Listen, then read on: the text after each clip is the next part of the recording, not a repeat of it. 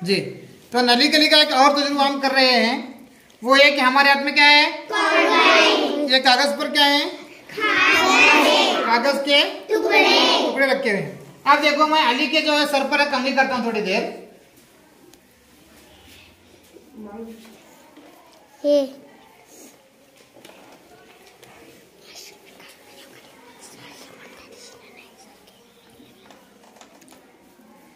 अब देखो क्या हुआ, दिख रहे हो क्या हुआ ऐसे?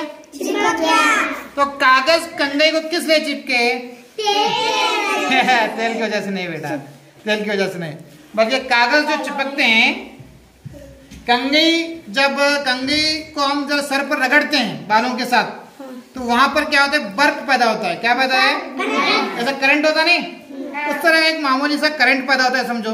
वो बर्क पैदा होने की वजह से, चार्जेस पैदा होने की वजह से जो है, वो चार्जेस जो है ये कागज के टुकड़ों को अपनी तरफ खींचते हैं। तो कंघी जो है बालों के साथ रगड़ती है, तो फिर उसमें चार्जेस पैदा होते हैं, वो चार्जेस जो है कागज के टुकड़ों को अपनी तरफ खींचते हैं, इसलिए कागज के टुकड़े चिपक जाते हैं।